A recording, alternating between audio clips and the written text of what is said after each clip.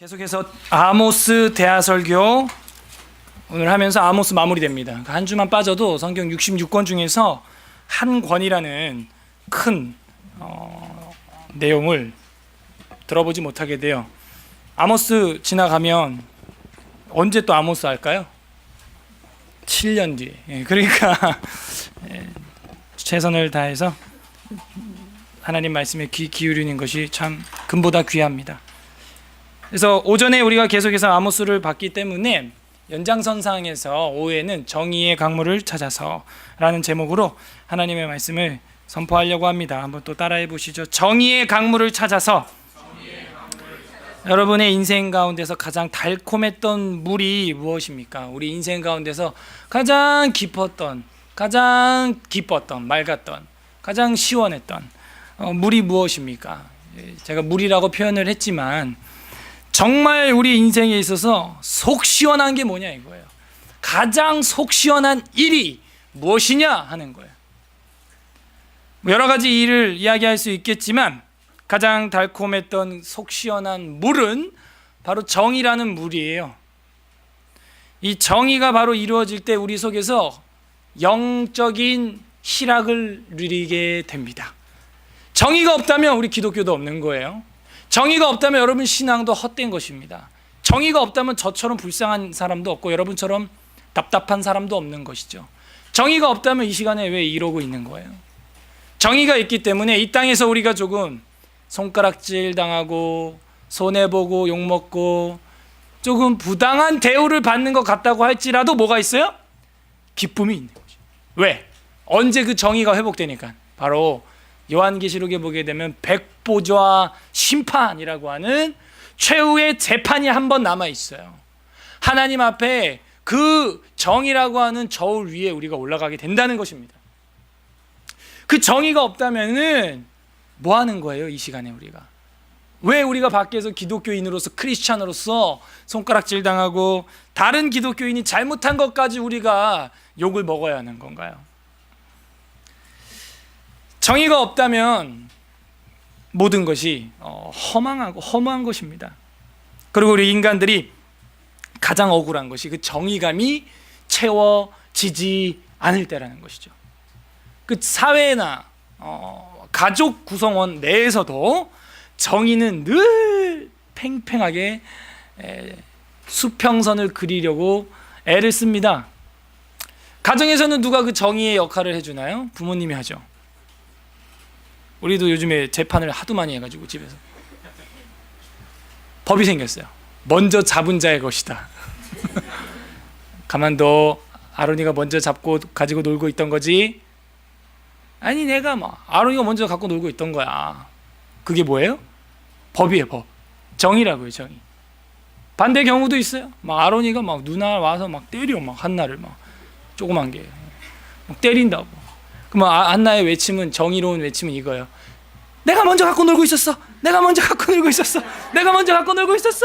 내가 먼저 갖고 놀고 있었어. 당해봤기 때문에 살 수 있는 길은 바로 그 법을 의존하는 것이죠. 정의. 그래서 계속 외치는 거예요. 누가 와서 심판해 주길 바라는 거예요. 어머니 아버지가 이 소리를 듣고 와서 아론이 너 그러면 안 되지 이놈. 누나가 먼저 가지고 놀고 있었지. 이 말 해주길 바라는 거죠. 작게는 가정에서, 크게는 전 우주적으로 그런 정의로운 심판이 남아있다는 거예요. 그 정의가 없다면, 그 정의라는 물을 우리가 마실 수 없다면 가장 비참한 것입니다. 여러분 재판 해보셨나요? 저도 재판은 아직 한 번도 안 해봤습니다. 저번에 교통사고가 나가지고 그랬던 적 한 번 있다 그랬죠? 그래, 교통사고를 제가 낸 게 아니고 저를 들이받은 차가 오히려 무슨 국가수에, 국립과학수사연구소에 이렇게 내가 들이받았는데 저 사람이 얼마나 다치겠냐, 이거를 신고를 형사고발을 해가지고 지가 들이받아 놓고 제가 얼마나 다치겠냐, 그만큼만 나는 돈을 주겠다, 이런 식인 것이죠. 그렇게 나오길래 그냥 제가 저거를 재판을 걸면은 이긴다는 거예요. 그 변호사님들하고 상담해 보니까 저거는 판례가 이미 있기 때문에 피해 받은 쪽이 무조건 이긴다는 겁니다. 진단서도 다 받아놨었어요.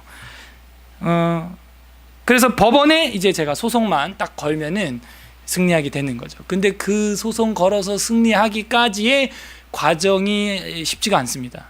제가 다 변호인 역할을 해요. 변호인을 섭외하면 승리해도 변호비가 더 들어. 예. 그래가지고 할까 말까 하다가 그냥 접어버렸어요. 자, 여기서 우리가 한 개 더 이 생각을 해야 되는데, 그 정의보다 한 단계 더 높은 차원이 있다는 겁니다. 그 정의 위에가 바로 그 사랑이라는 사랑. 그래서 이 사회는요, 정의 사회죠. 정의가 최고의 사회. 근데 우리 기독교는 그 위에 뭘 구축해야 돼요? 사랑의 나라까지 올라가는 것입니다. 그래서 그 정의 위에서 사랑을 꼽힐 때 참된 기독교의 힘을 우리가 느끼게 되죠. 그러면 이제 혼돈이 오기 시작합니다. 어디까지 내가 사랑을 하고 용서해야 되느냐? 성경은 이렇게 말하죠. 내가 손해 봤을 때는 사랑으로 가는 게 맞는 거예요. 그런데 타인이 손해 봤을 때는 어떻게 해야 되는 거예요? 정의롭게 가야 되는 것입니다. 요 기준을 놓치면 헷갈리는.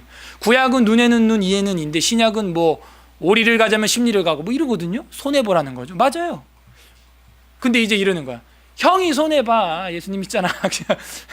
너는 예수 안 믿냐? 예수님 원수도 사랑하라고 했어. 오리 가자면 십리 가자 그랬잖아. 나 500원만. 뭐 이런 식으로. 그거 아니거든요. 그건 내가 할 일이 아니에요. 다시. 내가 타인에 대해서 보상을 해줄 때는 정의롭게 재판을 해줘야 돼요. 내가 3자. A와 B가 싸우고 내가 C예요. 그러면 A, B의 일에 대해서는 아유 사랑하세요 라고 말을 못한다는 거예요. 사실은 그건 뭐예요? 내가 그렇게 해야 되는 거지. 내가. 그래서 3자로서 A와 B를 재판해 줄 때는 공의롭게, 그리고 만약에 내가 A로 가 있을 때는 어떻게? 손해보는 거죠. 이게 기독교의 사실 핵심이에요. 잘 안 돼요. 얼만큼 안 되냐면 공의까지도 안 된다는 거예요. 우리는. 제가 볼 때 공의만큼도 안 돼요. 내가 희생하지는 둘째 치고 거기까지 가야 되는데 공의와 정의만큼까지도 안 된다는 것이죠. 우리나라에도 그런 사건 많고요. 외국에도 많습니다. 사회법이 뭐 다 정의로운 줄 아세요? 그렇지 않아요. 재판관들이 뇌물을 받고 판결을 굽게 하는 경우가 있는 거예요. 오판이라 그러죠. 불임 사건이라는 사건 아십니까? 우리나라의 부산 지역에서 이 군사 정권 시대에 학생들이 독서 모임을 하고 있는데 그 공안들하고 검사의 지휘를 따라서 들어가서 너네 무슨 독서 모임이야? 이거 빨갱이 독서 모임 아니야? 해가지고 그때 봤던 책들이 이제 여러분이 필독서로 보고 있는 E.H. 카 교수의 역사란 무엇인가 이런 거예요. 집에 다 한 권씩은 있을 텐데 만약에 그 당시 여러분 그거 봤으면 바로 잡혀가는 거야. 그냥 불온 서적 봤다고 작당 모임 한다. 그래갖고 속을 다 파가지고 괜한 여러분 같은 청년들을 두들겨 패고 그냥 반 쇠뇌시켜가지고 그래요 내가 빨갱이에요 뭐 이런 식으로 하게. 그 영화로도 만들어졌죠. 변호인이라고 보셨나요? 그 내용이에요 실제. 그때 유죄 판결을 받았던 분들이 33년 만에 무죄 판결이 났어요. 그 기사가 이제 예전에 얼마 전에 크게 났죠. 33년 만에 그 불온서적으로 불임 사건에 끌려갔던 청년, 그땐 청년이었죠. 33년 만에 무죄 판결을 받았다는 거예요. 얼마나 기뻐요. 얼마나 기뻐요. 예. 물론 33년 뒤에야 정의가 실현됐지만 세상 정의는 이 모양이라는 거예요. 그래서 어떤 기자는 화가 나가지고 정의는 무슨 정의? 33년을 날렸다. 무슨 정의? 뭐 이렇게 기사를 쓴 기자도 있더라고요. 그 5명인가 있었거든요. 5분 정도가 무죄 판결로 판결을 다시 재판을 받았답니다. 그래서 오전에 살펴본 아모스의 그 계시의 말씀은 뭘 보여주고 있어요? 그런 사회적, 경제적 부강함과 사회적 부유함이 오히려 이스라엘의 가난한 자들의 머리를 티끌처럼 같이 밟아버리고 탐하고 빼앗고 인신매매하고 신발 한 켤레 값으로 사람을 팔아넘기는 그런 사회적 배경을 봤어요. 그러니까 사회에서 하는 것이 다 정의롭다고 할 수 없죠. 하나님께서는 그들을 돌이키시기 위해서 목자 아모스를 보내셔서 무거운 사명을 감당하게 하셨습니다. 그래서 아모스 무거운 짐진 자라고 이야기를 했죠.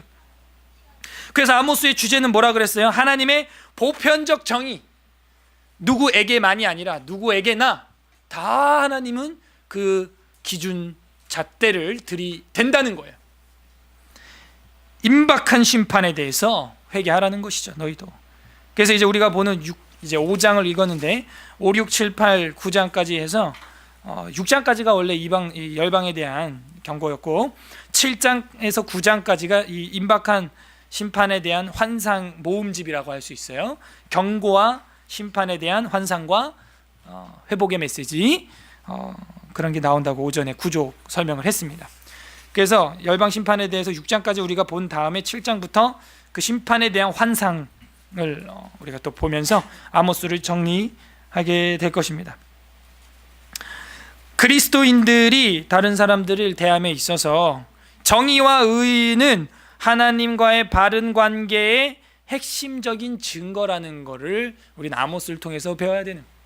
기독교인들은 일단 정의롭고 공의로워야 된다. 정의와 의가 없다면 먼저 하나님과의 바른 관계에서 틀어졌다.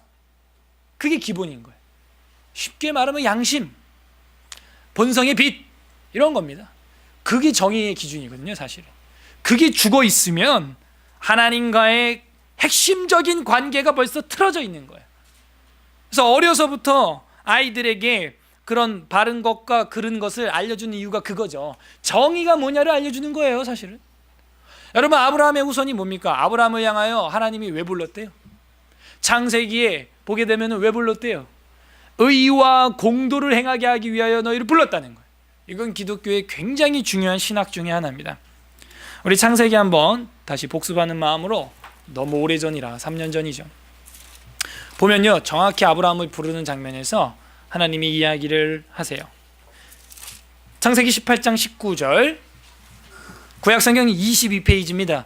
창세기 18장 19절 22페이지 다 같이 읽겠습니다. 19절, 18장 19절 시작. 내가 그로 그 자식과 권속에게 명하여 여호와의 도를 지켜 의와 공도를 행하게 하려고 그를 택하였으니 이는 나 여호와가 아브라함에게 대하여 말한 일을 이루려 함이니라 하면서 아브라함을 강대한 나라로 만들고 천하 만민의 복의 근원으로 만드는 이유가 의와 공도를 행하게 하려는 거죠. 의라는 것은 미슈파트라는 것인데 여기서 이제 샤파트가 나온 것이죠. 재판. 그래서 하나님께서 그들을 통하여 복의 근원으로 삼는다는 거예요. 기본적으로 우리 자녀들을 그렇게 키워야 됩니다. 공의롭게, 정의롭게, 야비하고 치사하고 그런 거 가만두면 안 돼요. 그래서 공의롭게, 정의롭게 무엇이 맞는 것인지 틀린 것인지 알려줘야 한다는 것이죠. 그래서 하나님은 이스라엘을 더 높은 수준으로 이끌어가는 데 있어서 이 정의와 공의를 사용하고 계세요. 그리고 그 수준에 맞춰서 이스라엘을 평가하십니다. 오전에도 말했지만, 그래서 이스라엘을 재판하는 하나님의 기준은 달라요. 그 율법을 지키냐 안 지키냐, 이런 걸 가지고 이제 이야기를 하는 것이죠. 그래서 우리가 이제 5장을 21절부터 좀 읽었는데 아모스의 그 핵심에 해당하는 구절이라, 자 5장 후반절을 본문으로 삼았는데 5장 1절부터 봐야겠죠? 오전에 우리가 4장까지 돌아오지 아니하였느니라 슈브 하지 않았다는 이야기까지 봤는데, 이제 5장 1절 봅니다. 그래서 5장이 어떤 장르인가? 5장 1절 이스라엘 족속아 내가 너에게 대하여 애가로 지은 이 말을 들으라 하면서 애가예요. 그래서 5장은 슬픈 노래, 애가 슬픈 노래라는 것입니다. 2절 처녀 이스라엘이 엎드러졌으며, 처녀가 엎드려졌대요. 다시 일어나지 못하리로다. 자기 땅에 던지우며 일으킬 자가 없으리로다. 주 여호와께서 이와 같이 말씀하시되 이스라엘 중에서 1000명이 행군해 나가던 성읍에는 100명만 남고 100명이 행군해 나가던 성읍에는 10명만 남으리라 하셨느니라. 그렇게 이제는 쇠퇴한다는 것이죠. 4절 여호와께서 이스라엘 족속에게 이같이 말씀하시기를 너희는 나를 찾으라 그리하면 살리라. 그런 슬픈 역사적 상황 속에서도 사는 길이 있다는 거예요. 살리라 라고 말하고 있죠. 오늘날 한국 사회에서도 한국 교회에서도 쇠퇴해가는 이 시점에서 하나님께서 살 길은 열어주신다는 겁니다. 그 첫 번째 방법이 나왔죠. 그래서 3-1 해놓고 사는 길 뭐예요? 첫 번째 방법이 뭐예요? 사는 길이 나를 찾으라. 하나님을 구하고 하나님을 찾는 거예요. 그러면 사는 길이 있다는 것이죠. 사는 길이 하나님을 만나는 길이 열린다는 거예요. 사는 길이 열린다는 거예요. 하나님을 찾아야 되는 겁니다. 그 다음에 5절에 보게 되면 베델을 찾지 말며, 우상 숭배하는 도시죠. 길갈로 들어가지 말며 브엘세바로 나가지 말라. 길갈은 반드시 사로잡히겠고 베델은 비참하게 될 것임이라 하셨나니. 그래서 베델과 길갈은 우상 숭배 대표적인 도시죠. 거기서는 비참하게 될 거라는 거예요. 6절 너희는 여호와를 찾으라 그리하면 살리라. 계속해서 이야기를 해주고 있어요. 그래서 그 나가 누구냐 여기서 정확히 보여주고 있죠. 여호와 창조주 하나님이라는 거예요. 바람을 창조하고 자기의 뜻대로 사람을 창조하신 그분을 찾으면 살리라. 그래서 3-2 해놓고, 물론 뭐 1번과 같은 거지만 대상이 같지만 디테일이 있는 거죠. 여호와를 찾으면 그리하면 살리라. 찾으라 그리하면 살리라. 그렇지 않으면 그가 불같이 요셉의 집에 임하며 멸하시리니 베델에서 그 불들을 끌 자가 없으리라. 이 불이 뭔지는 우리가 오전에 배웠죠. 하나님이 보내는 심판이 심판. 7절 다 같이 읽겠습니다. 시작. 정의를 쓴 쑥으로 바꾸며 공의를 땅에 던지는 자들아. 그러니까 정의를 쓴 쑥처럼 멀리하고 공의를 땅에 집어던지는 자들을 향하여 하나님은 경고하신다는 거예요. 8절 묘성과 삼성을 만드시며, 이 묘성과 삼성이라는 것은요 별자리를 두고 얘기하는데, 묘성은 별들의 무리라 그래가지고 아마 황소별자리로 보고 있고, 삼성은 제가 전에도 한번 얘기했는데 오리온 자리를 말합니다. 별이 3개다 해서 삼성이라고 하는 거예요. 그래서 삼성을 만드시며 사망의 그늘을 아침으로 바꾸시며 낮을 어두운 밤으로 바꾸시며 바닷물을 불러 지면에 쏟으시는 이를 찾으라. 그의 이름은 여호와시니라. 그가 강한 자에게 갑자기 패망이 이르게 하신즉 그 패망이 산성에 미치느니라. 무리가 성문에서 책망하는 자를 미워하며 정직히 말하는 자를 싫어하도다. 이게 무슨 얘기예요? 성문에서 책망하는 자는 지도자입니다. 어르신. 그리고 정직하게 말하는 자는 올바른 말을 하는 선지자이겠죠. 재판관이겠죠. 사사. 그런데 그렇게 말하는 걸 싫어한다는 거예요. 정직한 거를. 11절 너희가 힘없는 자를 밟고 그에게서 밀을 부당한 세를 거두었은즉 너희가 비록 다듬은 돌로 집을 건축하였으나 거기 거주하지 못할 것이요 아름다운 포도원을 가꾸었으나 그 포도주를 마시지 못하리라. 그래서 우리가 늘 관심 가져야 될 것은 나약한 자, 억울한 자, 가난한 자입니다. 근데 그들에게서 오히려 부당한 세금을 취했다는 거예요. 12절 너희의 허물이 많고 죄악이 무거움을 내가 아노라. 이제 이런 단어도 예사로 보이지 않죠? 무거워. 뭐가 무거워요? 허물과 많은 죄악이 너무 무거워. 이것이 아모스의 짐이었다고요. 그 길에서 돌이키게 하는 전도, 그것이 아모스의 사명이었고 무거운 짐이었다는 겁니다. 너희 죄악이 무거움을 내가 아노라. 너희는 이 의인을 학대하며 뇌물을 받고 성문에서 가난한 자를 억울하게 하는 자로라. 우리는 이러면 안 됩니다. 가난한 자에게는 자비를. 아까도 어떤 자매님, 어머님이 오셔서 제가 좀 오후 예배도 준비 좀 하고 그러는데 시간 다 갔잖아요. 그분이 와서 물 좀 주세요. 물 갖다 떠드렸어. 커피 좀 타주세요. 커피가 타드렸어. 전복죽 좀 먹고 싶으니까 밥값 좀 주세요. 5만 원 챙겨드렸어요. 전복 나는 2만 5천 원짜리 먹으니까 4그릇 달래. 10만 원 챙겨드렸어요. 제가 10만 원이 어디 있습니까? 근데 이제 힘들다 이거죠. 가난하다 이거죠. 그래서 저는 회개했어요. 야, 내가 평소에 구제를 얼마나 안 했으면. 구제 좀 하라고 하나님이 그냥. 사람을 갖다 보내네 그냥. 회개했다니까 진짜. 기도해달래. 그러고 손잡고 기도했어요. 그러고 보내드렸습니다. 오전에 아모스 설교하고 나서 정말 제 안에 사회 정의와 치료를 우리가 노래는 부르고 외치는데 얼마나 실천하고 있느냐. 되돌아볼 때 외식하는 데는 몇만 원씩 쓰고 패밀리 레스토랑 가면 몇십만 원 깨 쓰는데 구제하는 데는 만 원도 아까운 거예요. 만약에 우리의 마음이 그런다면 이 아모스를 공부할 때 회개해야 되는 거예요. 가난한 자를 억울하게 하는 자로다. 그러므로 이런 때에 지혜자가 잠잠하나니 이는 악한 때임이니라. 이럴 때 지혜자가 또 잠잠하고 있어. 이걸 비굴한 침묵이라고 하는 거예요. 이는 악한 때이기 때문입니다. 세상을 보고 바른 말을 외쳐야 되는데 비굴한 침묵을 지혜자들이 하고 있답니다. 검은 건 검다 흰 건 희다 외쳐야 되는데 잘 되는 건 잘 된다, 잘못된 건 잘못됐다 말을 해야 되는데 말을 안 한다는 거예요. 그래서 그게 마틴 루터가 한 얘기예요. 자기가 로만 카톨릭의 무지함으로부터 종교개혁을 일으키고 있는데 자기도 비텐베르크 성당의 교수지만 자기의 이 논지가 맞다는 걸 아는 사람들이 여기 충분히 교수들이 있는데 아무도 동의를 안 하는 거야 지금. 그래서 그 사람이 그 마틴 루터가 한 얘기가 이 건물의 천장에 있는 기와장 벽돌들이 다 귀신처럼 보인다는 거예요. 그래서 나를 다 잡아먹으려고 하고 있는 눈으로밖에 안 보인다는 거예요. 이 지성인들의 비굴한 침묵이 나를 반대하는 자들의 외침보다 더 혐오스러웠다는 것이죠. 알만한 사람들의 침묵이 나를 반대하는 사람들보다 더 가증스러웠다는 거예요. 그때 쓴 노래가 그거죠. 내주는 강한 성이요 방패와 병기 되시니 너네들 다 필요 없어. 이제 주님이 나의 방패와 병기 되신다. 이런 노래를 부르게 된 겁니다. 그래서 우리는 좀 그런 스피릿이 있어야 돼요. 뭐 세상에 그 목회자가 없고 누가 뭐라 그래도 성경이 이러하다 외쳐야지. 지혜자가 잠잠하면 안 됩니다. 그 비굴한 침묵 하나님이 다 보고 계세요. 14절 너희는 살려면 세 번째 사는 길이 나오죠. 선을 구하고 악을 구하지 말지어다. 만군의 하나님 여호와께서 너희의 말과 같이 너희와 함께 하시리라.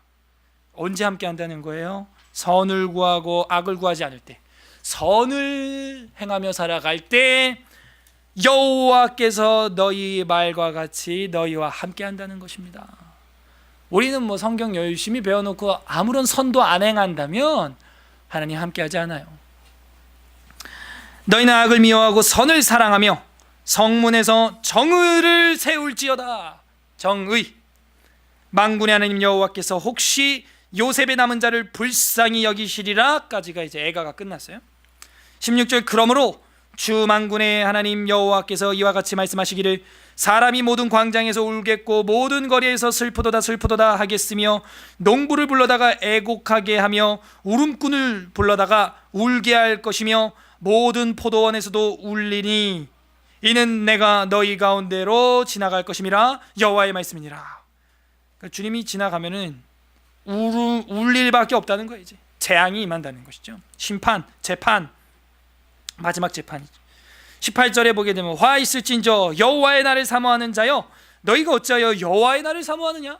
아니 그렇게 공의롭지도 않고 정의롭지도 않은 사람들이 또 무슨 하나님 어서 오세요 이러고 있다는 거야. 왜 너네가 그런 날을 사모해? 그 날은 어둠이요 빛이 아니거든. 재판하고 심판하는 날인데 그 날을 사모하고 있어. 19절 마치 사람이 사자를 피하다가 곰을 만나고 혹은 집에 들어가서 손을 벽에다가 대했는데 뱀에게 물림과 같더라. 그러니까 오줌 피하려다 똥 밟은 격 뭐 이런 식인 거죠. 그게 마지막 여호와의 날 심판의 날이고 무서운 날인데 그 날을 사모하고 있어? 그 얘기죠. 여호와의 날은 빛없는 어둠이 아니며 빛남 없는 캄캄함이 아니냐. 내가 너희 절기들을 미워하며 오늘 읽었던 본문이죠. 절기들을 미워하여 멸시하며 너희 성회들을 기뻐하지 아니하리니. 그러니까 그런 뭐 성회, 집회, 수련회, 신년 축복 대성회, 추석 축복 대성회, 복받아라 복받아라 헌금하면 복받는다. 그런 성회 절기 내가 미워한다는. 야 미워. 이거 아까 오전에도 읽었잖아요. 이사야도 이야기하잖아요. 너희의 그 절기의 희생제물들이 나로 하여금 마음을 무겁게 하는도다. 오히려 그러니까 우리가요 완전히 바리새인이라니까요. 머리로는 꽉 찼는데 몸은 아닌 거예요. 그럼 바리새인이지 뭡니까? 화 있을진저예요. 그러면 빨리 행동으로 회개해야 합니다. 22절 너희가 내게 번제나 소제를 드릴지라도 내가 받지 아니할 것이요 너희의 살찐 희생의 화목제도 내가 돌보지 않을 것이다. 돌아보지 않을 것이다. 암만 예배 드려봐라. 그 예배가 너희의 삶과 관계가 없는데 나 그 예배 받지 않아. 그런 예배 100번 드려봐. 힘들다. 그래서 우리 교회가 지금 한국교회 사회에서 욕을 먹는 이유가 그거죠. 교회가 예쁘지가 않은 거예요. 아무리 이런 거 저런 거 한다 뭐 광고는 하는데 정의도 공의도 사랑도 없는 거예요. 가난한 자를 향해서 아름다운 선행이 없는 거예요. 그러니까 뭘 해도 예쁘지가 않는 거예요. 예쁘지가. 그래서 23절에 보면 내 노랫소리를 내 앞에서 그칠지어다. 내 비파 소리를 들어도 내가 듣지 아니하리라. 기타 치고 그냥 드럼 치고 자기들 신나가지고 교회에서 방방 뛰는데 그만하래. 시끄러워. 여러분 우리 기독교는 소리로 승부 보는 종교가 아니에요. 한국 사회 보세요. 전부 소리로, 스피커로, 앰프로, 악기로 소리로 승부 보려고 그래.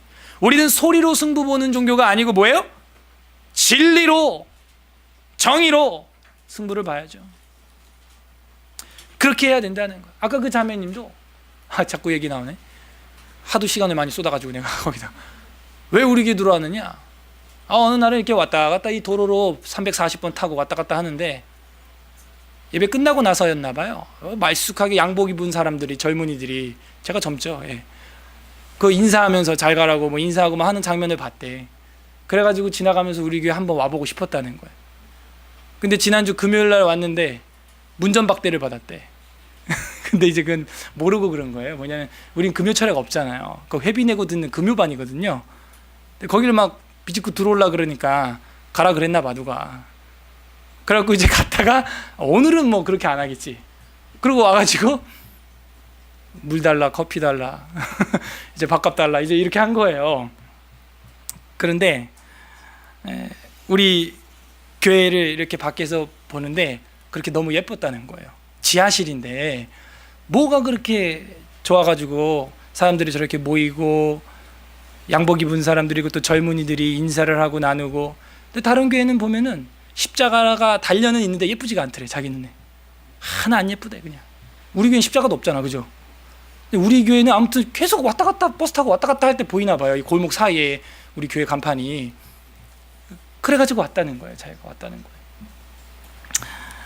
그래서 정말 하나님이 원하는 것은 그런 겁니다. 우리끼리 잘 되고 잘 먹고 그게 아니고요. 선을 행하고 사랑을 베풀고 지나가다가 스치는 눈에도 아름다워 보이고. 예.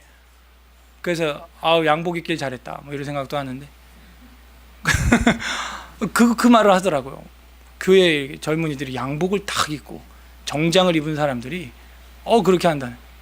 제가 다 섬겨드리고 이제 가면서 하는 얘기가 제 손을 꽉 잡더니 난 모르고 오늘 무슨 일인지 모르겠어. 아무튼 그분이 손을 꽉 잡더니 진짜 하나님의 종이네요 이러고 가더라고. 그냥. 그래서 나는 돈만 없어져가지고 그냥 그러고 있는데 뭐 들을만한 소리네 뭐 이런 소리도 마음속으로 그냥 들기도 하고 뭐 그냥 그러고 가셨습니다. 근데 이게 맞는 거죠. 교회가 해야 할 일이 입으로 섬기는 게 아니에요. 사실은 이래야 하나님 보시기에 아름다운 거죠. 복을 받는 거예요. 그러지 않고 하는 노랫소리, 비파소리, 기타소리, 전자오르겐소리 다 끄라는 거예요. 내가 듣지 아니하리라. 주제죠. 24절 다 같이 읽겠습니다. 24절 시작. 오직 정의를 물같이 공의를 마르지 않는 강같이 흐르게 할지어다. 오직 정의를 물같이 공의를 마르지 않는 강같이 흐르게 하라는 거예요. 그게 그 사회의 생수라는 거예요. 정의의 강물을 찾아 나서는 사람은 저렇게 많다는 거예요. 정의의 강물을, 사랑의 강물을 찾아서 헤매이는 자들은 많은데 그게 사회에 흐르지 않는다는 거예요. 마실 물이 없다는 거예요. 벌써 기근이 온 겁니다. 정의가 없는 기근, 공의가 없는 가뭄. 그 사회는 이제 희망이 없어요. 왜? 정의가 없고 공의가 없는데 사랑이 어디 있겠어요? 꿈 같은 소리예요. 꿈 같은 소리.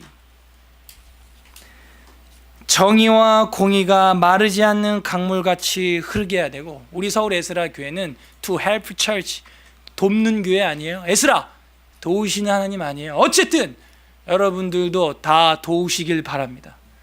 그래서 여러분이 있는 곳에서 땅을 파요. 강물을 터뜨려요. 정의의 강물, 사랑의 강물. 할 수 있는 한 지하수를 뚫든지. 그래서 그게 흘러가게 해야 정말 주의 종이네요. 정말 기독교인이네요. 아까 그분은요, 교회 안 다녀요. 집사도 권사도 아닙니다. 독실한 조계종 불교 신자예요. 그래서 제가 어디 교회 다니냐 그러니까 저는 교회 안 다닌대요. 독실한 불교 신자고, 저기 봉은사 가면 주지 스님이 자기 이름 대면 다 한대. 그 정도로 한가닥 신앙을 했던 이제 분이래요. 진짜인지 아닌지 뭐 알 수가 있어야지. 아무튼 그러고 바람같이 살아셨는데, 그것을 이제 우리가 삶 속에서 행해야 돼요. 신자나 비신자나 누구에게나 우리는 사랑을 행해야 합니다. 그래서 정의와 공의가 강물처럼 여러분이 있는 곳에서 터져 나와야 돼요. 그래야 사랑을 맛봅니다. 그래야 여러분에게 참 기독교인이네요, 이런 말을 여러분이 듣게 될 것 같아요. 25절, 이스라엘 족속아, 너희가 40년 동안의 광야에서 희생과 소제물을 내게 드렸느냐? 너 신앙생활 40년 했어? 너희가 너희 왕 식국과 기운과 너희 우상들과 너희가 너희를 위하여 만든 신들의 별 형상을 지고 가리라. 이게 무슨 얘기예요? 하나님께 예배를 40년간 소제물로 드렸는데, 식국과 기운이 뭐냐면 이스라엘들이 숭배했던 우상 이름입니다. 이방신, 우상, 신이에요. 그런 것들을 섬기지 않았냐? 27절, 내가 너희를 다메섹 밖으로 사로잡혀 가게 하리라. 그의 이름은 만군의 하나님이라 불리우는 여호와께서 말씀하셨느니라 하면서 하나님께서 그렇게 말씀하셨다는 거죠. 하나님도 섬기면서 다른 것도 섬기는, 그거 하나님 싫다는 거예요. 자, 이제 6장 북이스라엘의 멸망에 대해서 이제 또 계속해서 책망이 나옵니다. 화 있을진저 시온에서 교만한 자와 사마리아 산에서 마음이 든든한 자, 곧 백성들의 머리인 지도자들이여 이스라엘 집이 그들을 따르는도다 하면서, 시온의 교만한 자는 남쪽을 말하는 것이고 사마리아 산의 마음이 든든한 자는 북쪽 도시의 지도자들을 말하는 거예요. 그들을 지적하면서 백성들이, 이스라엘 집이 다 너네를 따라가고 있어, 이 부패한 지도자들아, 이 얘기죠. 2절, 너희는 갈레로 건너가 보고 거기에서 큰 하마수로 가고 또 블레셋 사람의 가드로 내려가라. 너희가 이 나라들보다 나으냐? 그 영토가 너희 영토보다 넓으냐? 너희는 흉한 날이 멀다 하여 포악한 자리로 가까워지게 하고 상에 누우며, 또 상을 상아로 만들었대요. 침상에서 기지개 켜며 양떼에서 어린 양과 우리에서 송아지를 잡아서 먹고 비파 소리에 맞춰서 노래를 지절거리며 가라오케 노래방 이러고 돌아다닌다는 거예요. 다윗처럼 자기를 위하여 악기를 제조하며, 누구를 위하여? 자기를 위하여. 그러니까 이런 악기팀이나 이런 걸 제가 만들지 않는 이유가 그런 거예요. 사실 해봐서 압니다. 찬양팀이나 성가대나 이런 걸 만들면 사람이 주목받는 포지션이 돼버려요, 그게. 그래서 우리 전부 다 찬양팀이에요. 그런 줄 아세요? 여러분 다 성가대예요. 그렇게 찬양 올리면 됩니다. 오직 찬양의 대상은 하나님이죠. 찬양팀 찬양할 때 회중들은 평가하고 있고, 그거 아닙니다. 다윗도 역시 여기 보니까 결국은 자기를 위하여 악기를 만들었다라고 나오고 있어요. 그러니까는 또 무슨 다윗처럼 춤을 출 거야 뭐 그런 걸 막 적용하면 안 돼요. 성경은 긍정적으로 그리지 않고 있습니다. 6절, 대접으로 포도주를 마시며 귀한 기름을 몸에 바르면서 요셉의 환난에 대하여서는 근심하지 아니한 자로다. 너네 이제 환난 올 건데 계속 노래 부르고 있을 거야. CCM하고 교회에서 청년들 콘서트 하고 있을 거야. 정신 차려, 이 얘기죠. 7절, 그러므로 그들이 이제는 사로잡히는 자 중에 앞서 사로잡히리니 기지개 켜는 자는 떠드는 소리가, 기지개 켜는 자의 떠드는 소리가 그치리라. 그 수다쟁이 시끄러운 수다 그치게 될 거라는 거예요. 만군의 하나님 여호와의 말씀이라. 주 여호와가 당신을 두고 맹세하셨노라. 내가 야곱의 영광을 싫어하며 그 궁궐들을 미워함으로 이 성읍과 거기에 가득한 것을 원수에게 넘기리라 하셨느니라. 이게 제일 두려운 일이죠. 우리 교회가 한국에 이렇게 많은데 그걸 하나님이 미워하고 싫어한다 할까봐 두려워요. 그리고 원수에게 넘겨준대요. 유럽에는 벌써 일어나고 있죠. 인도 댄스 교습소로, 나이트클럽으로, 아니면은 무슬림들이 예배하는 모스크로 많은 하나님의 교회당이 넘어갔습니다. 넘어갔어요. 원수에게 넘기리라 하셨느니라. 9절 한 집에 10사람이 남는다 하여도 다 죽을 것이라. 10사람은 최소한의 가족 공동체의 숫자를 말하죠. 소돔과 고모라를 멸할 때 거론됐던 최저 인구 숫자 중에 하나입니다. 10사람. 10절 죽은 사람의 친척 곧 그 시체를 불사를 자가 그 뼈를 집 밖으로 가져갈 때에 그 집 깊숙한 곳에 있는 자에게 묻기를 아직도 있느냐 하면 대답하기를 없다 하리니 그가 더 말하기를 잠잠하라 우리가 여호와의 이름을 부르지 못할 것이라 하리라. 이제는 시체를 불사를 시체도 없을 만큼 사망이 임한다는 거예요. 11절 보라 여호와께서 명하심으로 타격을 받아 큰 집은 갈라지고 작은 집은 터지리라. 지진을 일으키는데요. 말들이 어찌 바위 위에서 달리겠으며 소가 어찌 거리에서 밭을 갈겠느냐. 그런데 너희는 정의를 쓸개로 바꾸며, 쓸개는 쓰죠. 써요. 쓰디 쓰는 거, 쓸개. 공의의 열매를 쓴 쑥으로 바꾸며 그만큼 싫어한다는 거예요. 바른 말과 올바른 말을 싫어한다는 것이죠. 허무한 것을 기뻐하며 이르기를 우리는 우리의 힘으로 뿔들을 취하지 아니하였느냐 하는도다. 우리가 이만큼 이렇게 경제 부강대국으로 이르는 거야. 우시아 시대 그런 교만이 있었죠. 지금 그 시대 아닙니까? 내가 이렇게 뿔은 이제 권세를 말하는 거죠. 취했다는 거예요.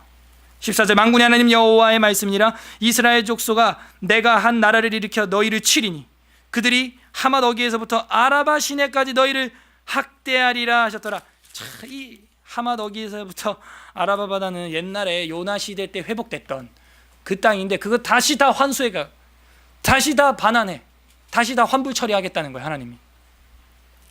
왜? 자기가 뿔을 취했다고 이러고 교만을 떨고 있으니 하나님이 그렇게 회복시켜 준 건데.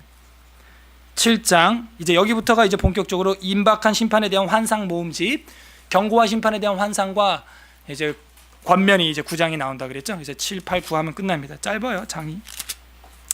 자, 이제 아모스가 보는 환상, 이상이 나오는데 보시죠. 7장 1절 주 여호와께서 내게 보이신 것이 이러하니라.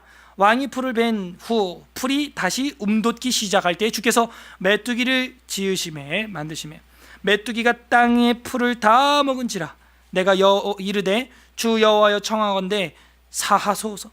야곱이 미약하오니 어떻게 서리이까. 또 가뭄의 재앙이 해충으로 오니까 야곱의 죄를 사해 달라는 거예요. 여호와께서 이에 대하여 뜻을 돌이키셨으므로 이것이 이루어지지 아니하리라. 여호와께서 말씀하셨느니라.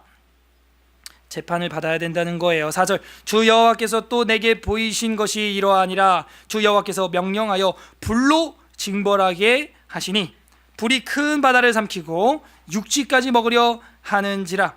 이에 내가 이제 환상을 보는 거예요. 내가 이르되 주 여호와여 청하건대 그치소서. 야곱이 미약하오니 어떻게 서리이까. 너무 진멸당하고 있다 이거예요. 너무 세게 때리지 말라 이거죠. 주 여호와께서 이에 대하여 뜻을 돌이켜 주 여호와께서 이르시되 이것도 이루지 아니하리라 하시니라. 계속해서 바꾸고 있죠. 또 내게 보이신 것이 이러하니라. 다림줄을 가지고 쌓은 담 곁에 주께서 손이 다림줄을 잡으셔서, 다림줄이 뭐냐면 이제 건축할 때 수평 추 달아가지고 밀랍 같은 추를 끝에 달아서 이제 수평을 이제 재는 거예요. 공사 현장에서 실 갖다가 이렇게 해놓은 거 많이 보셨죠? 수평과 수직을 이제 보는 거거든요. 그 다림줄이라 그래요. 기준이 되는 거죠. 기준, 자 같은 거예요. 자. 그래서 다림줄을 가지고 쌓은 담 곁에 주께서 손에 다림줄을 잡으셨더니 여호와께서 내게 이르시되 아모스야 내가 무엇을 보느냐. 내가 대답하되 다림줄이니이다. 주께서 이르시되 내가 다림줄을 내 백성 이스라엘 가운데 두고 다시는 용서하지 아니하리니 이삭이 산당들이 황폐되며 이스라엘의 성소들이 파괴될 것이라. 내가 일어나 칼로 여로보암의 집을 치리라 하시리라. 왜 이삭이라고 얘기하는, 이삭 잘 다루지 않는 인물 중에 하나인데 왜?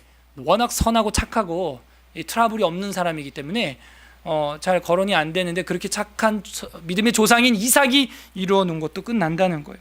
10절 때 베델의 제사장 아마샤가, 자, 베델의 제사장 아마샤면은 벌써 악한 제사장 이러고 딱 느낌이 와야 됩니다. 베델은 우상 숭배의 도시였죠. 근데 이름도 봐봐요. 아마샤가 이스라엘의 왕 여로보암에게 보내어 이르되 이스라엘 족속 중에 아모스가 왕을 모반하나니 그 모든 말을 이 땅이 견딜 수 없나이다. 아모스가 왕을 모반한 게 아니거든요. 하나님의 말씀을 외친 건데 얼마나 애 같았으면 남쪽에서 북쪽까지 왔겠어요. 얼마나 무거운 짐이었으면 아모스가 북쪽까지 와서 여로보암에게 외쳤겠습니까?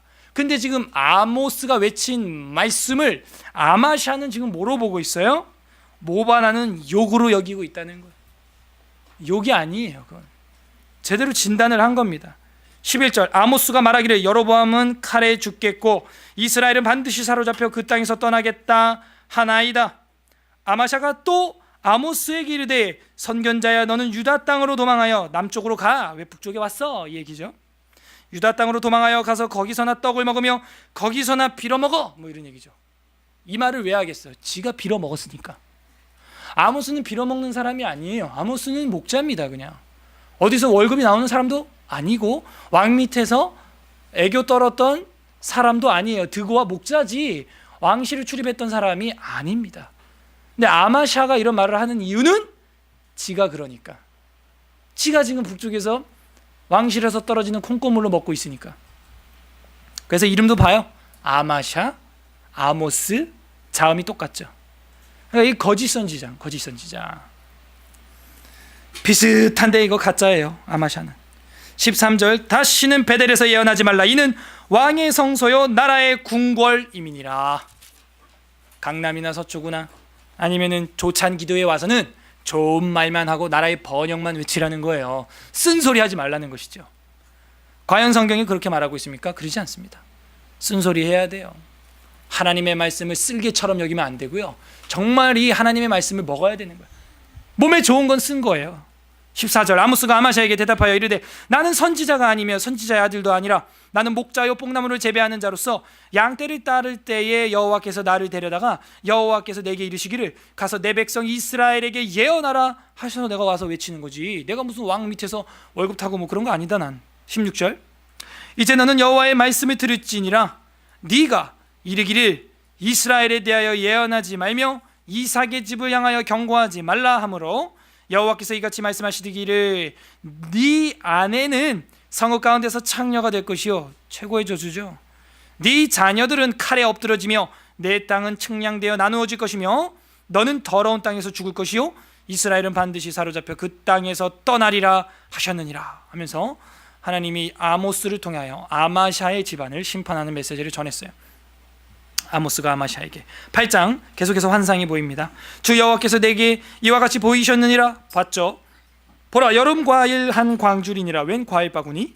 그가 말씀하시되 아모스야 네가 무엇을 보느냐? 내가 이르되 여름 과일 한 광줄이니이다 하매 여호와께서 내게 이르시되 내 백성 이스라엘의 끝이 이르렀은즉 내가 다시는 그를 용서하지 아니하리니. 용서 많이 했거든요. 한 700년 넘게 했거든요. 그러니까 700년이 뭐예요? 태초부터 하면 뭐 2000 몇백 년이죠. 그래서 용서하지 않을 것이다. 이제는 더 이상 안 되겠다 하는 거예요. 3절 그날에 궁전의 노래가 애곡으로 변할 것이고 곳곳에 시체가 많아서 사람이 잠잠히 그 시체들을 내어버리리라. 조용히 갖다 버린다는 거예요. 장사 지내봐도 못 된다 하는 것입니다. 그 정도로 시체가 많아진다는 거죠. 주 여호와의 말씀이니라. 4절 가난한 자를 삼키며, 그러니까 하나님은 자꾸 여기 관심이 있는 거예요. 지금 가난한 자를 삼키며 땅에 힘없는 자를 망하게 하려는 자들아 이 말을 들으라. 그러니까 힘없는 자들 무시하고 그런 자들아 들으라는 거야. 너희가 이르기를 월삭이 언제 지나서 우리가 곡식을 팔며 안식일이 언제 지나서 우리가 밀을 내게 할꼬. 그러니까 월삭이나 안식일 때 사람들이 교회에서 만나니까, 그 회당에서 만나니까 장사할 수 있는데 에바를 작게 하고 세계를 크게 하며, 이거는 저울의 무게단인데 에바를 작게 하고, 에바는 큰 거거든요. 근데 그걸 작게 하고 세계를 크게 하고, 세계는 작은 거거든요. 이걸 오히려 크게 했다.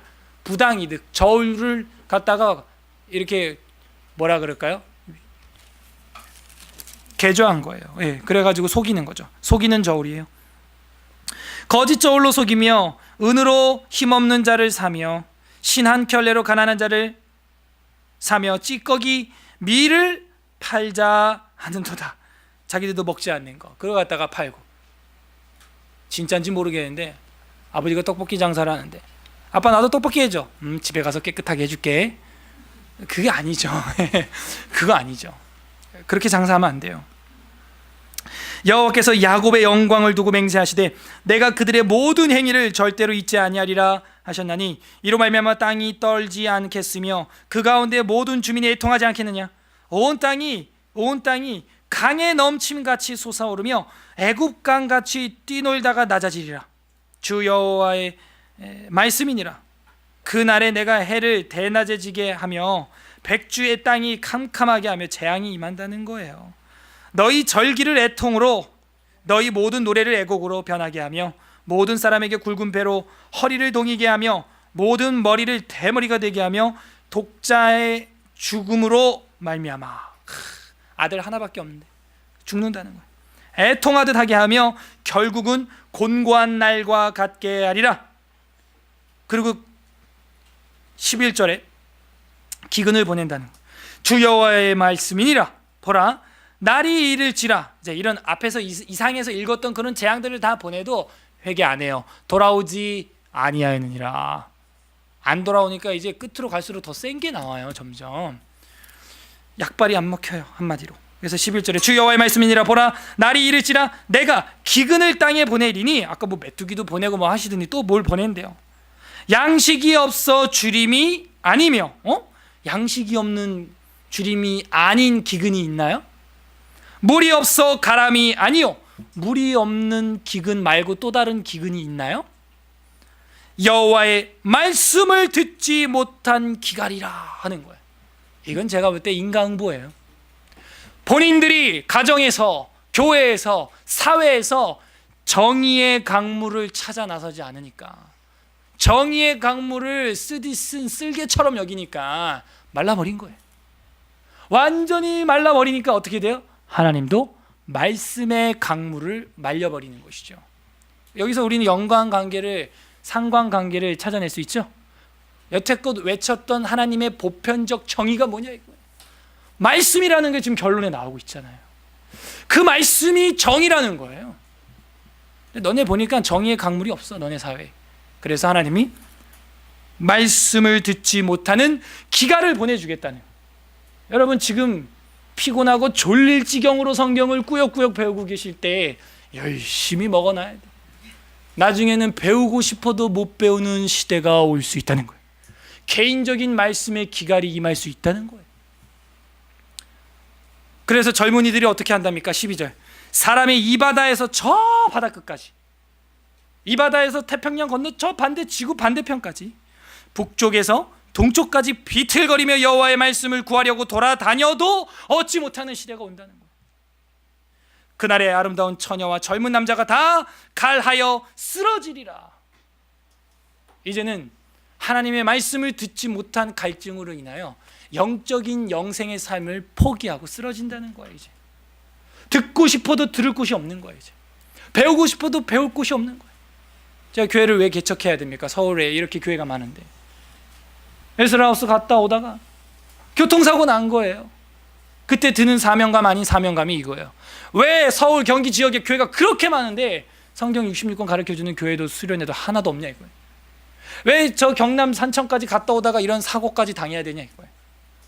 그것이 사명 아닌 사명이 된 거예요.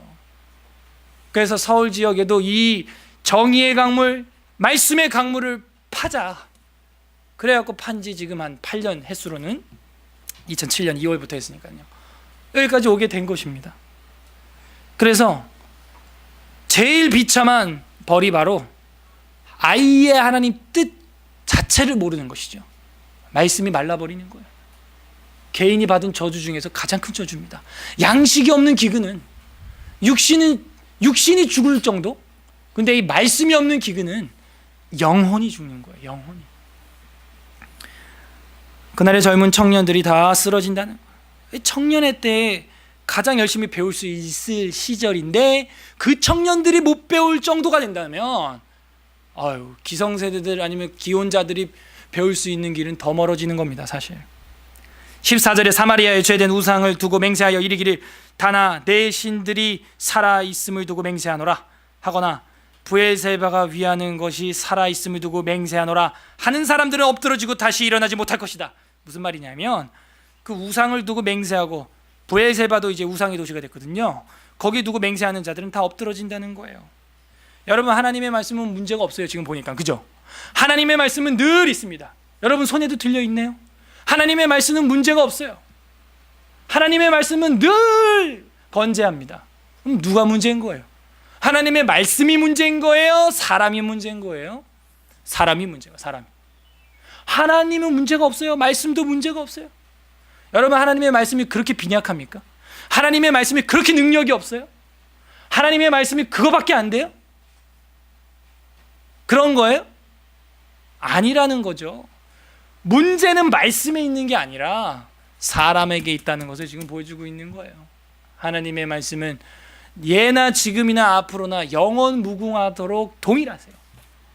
예나 지금이나 늘 사람을 구원하고 늘 사람을 살리고 늘 정의를 외칩니다. 세상의 모든 헌법의 기준은 바로 이 율법에서 나온 거예요. 사실은 하나님의 말씀은 문제가 없는데 사람들이 정의의 강물을 찾지 않는다는 것이죠. 우리는 그 정의의 강물을 찾아 나서야 되는 것입니다. 그래야 하나님 만날 수 있게 돼요. 9장 마지막 장인데요, 여기는 이제 회복에 대한 어떤 그런 죄책 권면 위로 소망, 그래서 권면이 나오게 되는 것이죠. 9장 1절, 내가 보니 주께서 제단 곁에 서서 이르시되 기둥 머리를 쳐서 문지방이 움직이게 하며 그것으로 부서져서 무리의 머리에 떨어지게 하라. 내가 그 남은 자를 칼로 죽이리니 그 중에서 한 사람도 도망하지 못하며 그 중에서 한 사람도 피하지 못하리라. 해서 그냥 기둥을 머리를 쳐서 문지방을 무너지게 해가지고 집 밖으로 도망도 못 가게 한다는 거예요. 지진이 나겠죠. 그래서 다 피하지 못하게 매몰시켜서 잡아버리겠다는 거예요. 2절, 그들이 파고 스올로 들어갈지라도 내 손이 거기에서 붙잡아낼 것이요 하늘로 올라갈지라도 내가 거기에서 붙잡아 끌어내릴 거라는 거예요. 3절, 갈멜산 꼭대기, 아까 1장에 나왔던 갈멜산 꼭대기에 숨을지라도 내가 거기에서 찾아낼 것이요 내 눈을 피하여 바다 밑에 숨을지라도 내가 거기에서 뱀을 명령하여 물게 할 거라는 거예요. 바다뱀. 그 원수 앞에서 사로잡혀 갈지라도 내가 거기에서 칼을 명령하여 죽게 할 것이라. 내가 그들에게 주목하여 화를 내리고 복을 내리지 아니하리라 하시니라. 왜? 1장부터 읽어왔던 그 죄악 목록들 때문에. 은을 받고 사람 팔고 신바라교에 사람 팔고 뭐 이런 거. 5절, 주만군의 여호와는 땅을 만져 녹게 하사, 그만큼 하나님의 영광이 뜨겁다는 거예요. 거기 거주하는 자에게 애통하게 하시며 그 온 땅의 강에 넘침같이 솟아오르며 애굽강같이 낮아지게 하시는 이요, 그의 궁전은 하늘에 세우시며 그 궁창의 기초를 땅에 두시며 바닷물을 불러 지면에 쏟으시는 이니 그 이름은 여호와시니라 하면서 역시 또 창조주 하나님을 신학적으로 또 선포하고 있습니다. 7절, 여호와의 말씀이니라. 이스라엘 자손들아, 너희는 내게 구수 족속 같지 아니하냐? 내가 이스라엘을 애굽 땅에서 블레셋 사람을 갑돌에서 아람 사람을 기르에서 올라오게 하지 아니하였느냐? 보라, 주 여호와의 눈이 범죄한 나라를 주목하노니 내가 그것을 지면에서 멸하리라. 그러나 야곱의 집은 온전히 멸하지는 아니할 거야. 내가 때리긴 때리는데 죽이진 않는다. 부모가 어디 자식 때리는데 죽으라고 때리는 부모는 없죠. 그래서 죽이지는 않는다는 것인데요, 그게 권면이고 자비고 회복이죠. 온전히 멸하지는 아니하리라 여호와의 말씀이니라. 9절, 9장 9절, 보라, 내가 명령하여 이스라엘 족속을 만국 중에서 채질하기를 채로 채질함같이 하려니와. 뜰채로 이렇게 걸러낸다는 거예요. 한 알갱이도 땅에 떨어지지 아니하고 싹 다 잡겠다는 것이죠. 하나님의 택한 백성들을 걸러내겠다는 거예요. 내 백성 중에서 말하기를 화가 우리에게 미치지 아니하며 이르지 아니하리라 하는 모든 죄인은 칼에 죽으리라. 아, 우린 괜찮아. 아, 우린 잘 먹고 잘 살고 잘 신앙생활 잘하고 있어. 이런 애들 칼에 죽는다는 거예요. 11절, 그날에 내가 다윗의 무너진 장막을 일으키고 그것들의 틈을 막으며 그 허물어진 것을 일으켜서 옛적과 같이 회복시켜 준다는 거예요. 다윗의 무너진 장막을 주님께서 회복시켜 준다는 거죠. 이걸 어떻게 알아야 돼요? 우리가 다윗 언약을 알 때 알 수 있는 거죠. 사무엘하 7장에 보면 다윗 언약 나오죠. 그 다윗 언약은 뭐예요? 하나님이 스스로 하는 언약이죠. 내가 일으킬 거야 했던 거, 그 언약을 다시 한번 상기시켜 주는 거예요. 인간과 약속을 맺어보니까 어때요? 잘 지켜요? 못 지켜요? 지금 못 지키죠. 그러니까 하나님이 인간이랑 약속, 이제 뭐 지쳐요 보니까. 그래서 스스로 약속한 게 다윗 언약이에요. 내가 너의 집을 세워주리라. 다윗이 내가 하나님 궁을 만들어 드리겠습니다. 아니 내가 너네 집을 만들어 줄 거야 라고 하나님이 약속을 한 거죠. 그리고 하나님이 이루기 때문에 그 약속은 누구도 깰 수 없는 약속이에요. 왜? 하나님이 하나님과 스스로 한 약속이기 때문에 인간이 깰 수 있는 그런 약속이 아니라는 거죠. 이런 게 하나님의 은혜예요. 이런 게 하나님의 자비하심입니다. 지금도 진노 중에도 아버지가 뭐라 그럽니까? 완전히 멸하지는 않겠다는 거죠. 그게 아비의 마음인 거예요. 다윗의 무너진 장막 완전 무너뜨릴 건데 다시 내가 일으키고 허물어진 것을 일으켜서 옛적과 같이 한번 돌려주겠다는 거예요. 12절 그들이 에돔의 남은 자와 내 이름으로 일컫는 만국을 기업으로 얻게 하리라. 이 일을 행하시는 여호와의 말씀이니라. 여호와의 말씀이니라. 보라 날이 이를지라 그때에 파종하는 자가 곡식 추수하는 자의 뒤를 이으며 포도를 밟는 자가 씨 뿌리는 자의 뒤를 이으며 산들이 단 포도주를 흘리며 작은 산들은 녹으리라. 회복된다는 거죠. 14절 내가 내 백성 이스라엘이 사로잡힌 것을 돌이키리니 그들이 황폐한 성읍을 건축하며 거주하며 포도원들을 가꾸고 그 포도주를 마시며 과원들을 만들고 그 열매를 먹으리라 하는 것이죠. 회복이에요. 회복. 너희들이 그 농사진 그 농산물 먹게 될 거라는 거예요. 15절 마지막 절인가 다 같이 읽어볼까요? 15절 시작. 내가 그들을 그들의 땅에 심으리니 그들이 내가 준 땅에서 다시 뽑히지 아니하리라.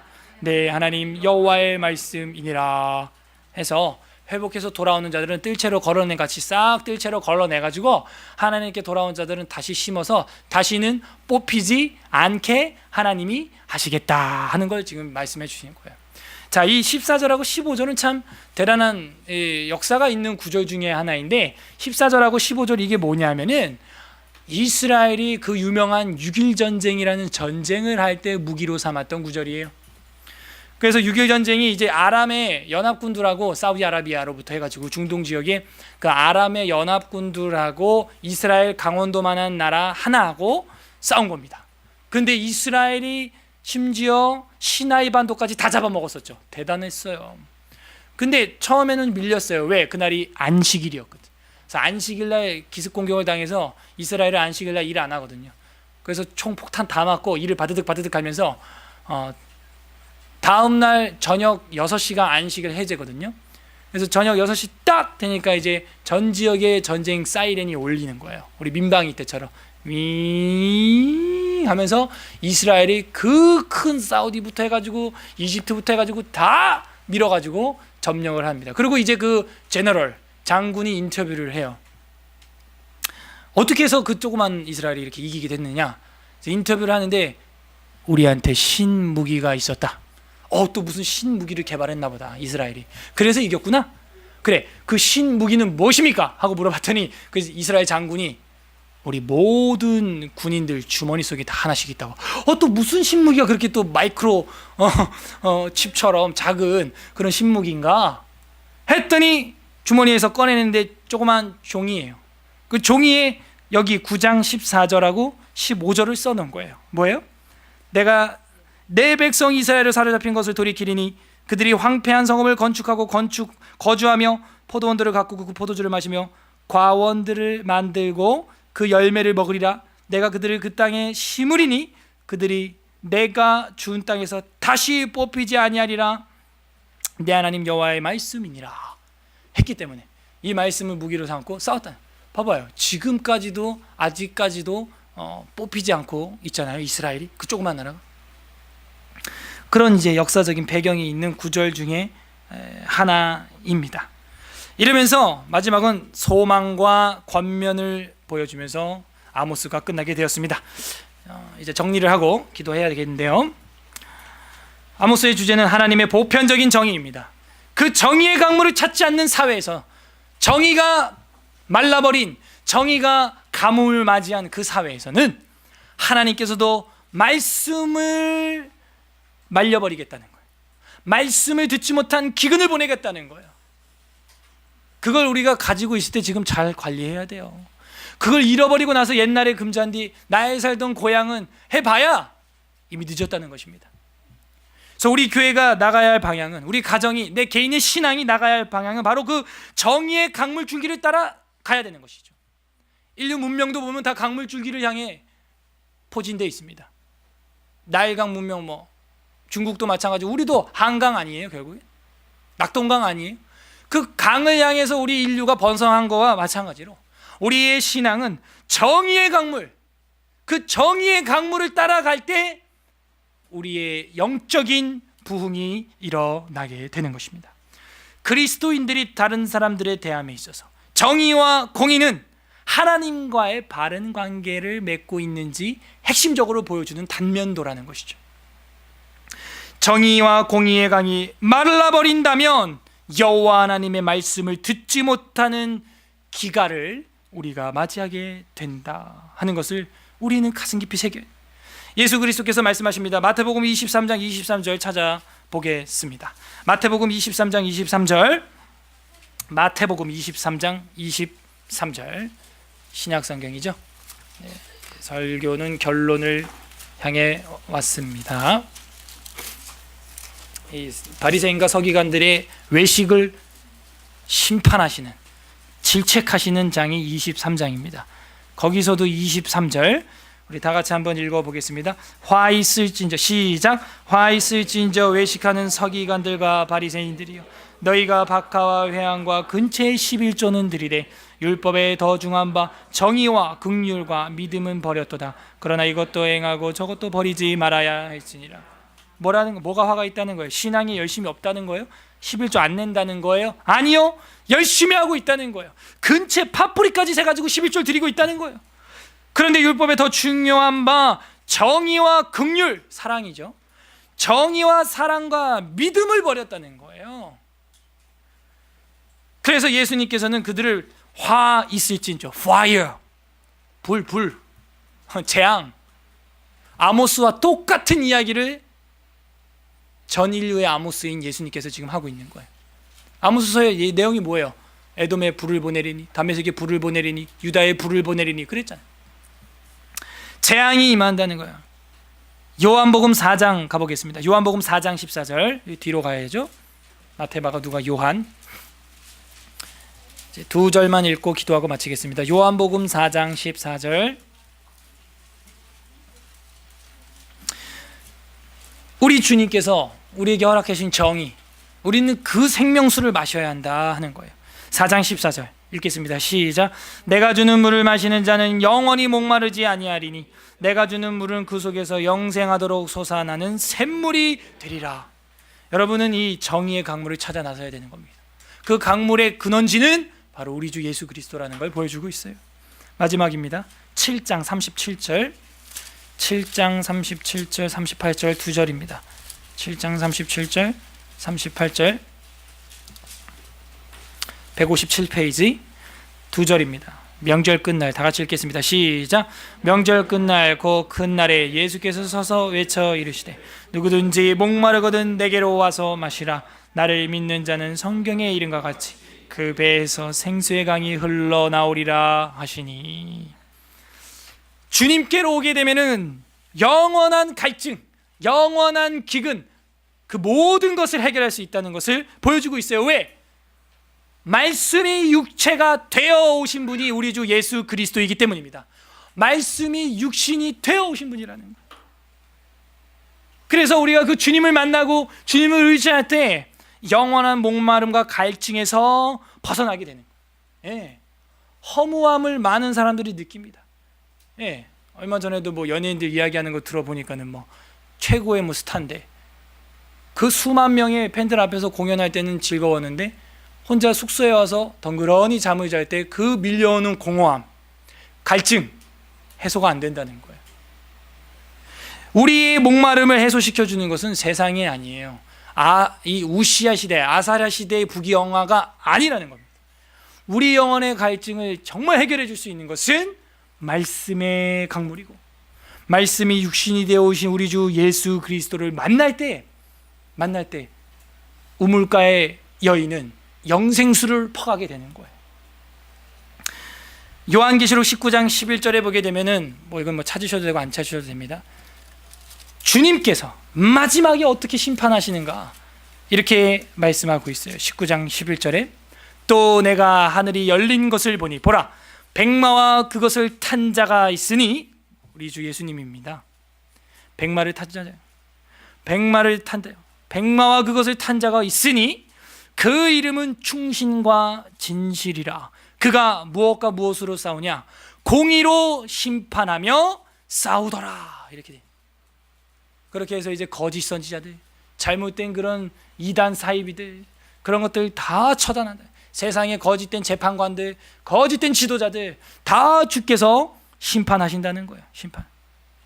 12절에 보면 요한계시록 19장 12절에 그 눈은 불꽃 같고 그 머리에는 많은 관들이 있고 또 이름을 쓴 것 하나가 있으니 자기밖에 아는 자가 없고 또 그가 피 뿌린 옷을 입었는데 그 이름은 하나님의 말씀이라 칭하더라. 이러고 다 끝나네.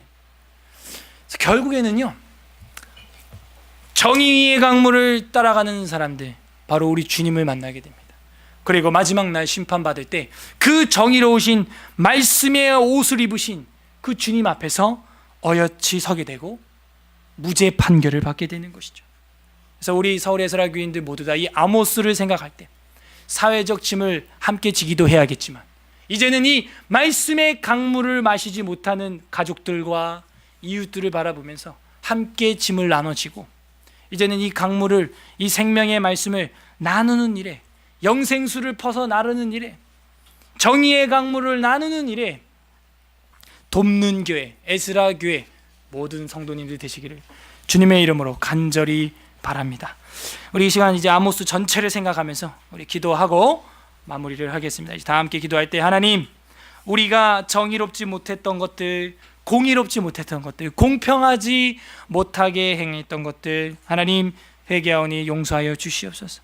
할 수만 있다면 최선을 다해서 정의의 강물을 찾아 나서는 자들 되게 해주시고, 정의롭고 공의롭게 모든 일을 분별하도록 노력하는 하나님의 아들, 딸들 다 되게 하여 주시옵소서.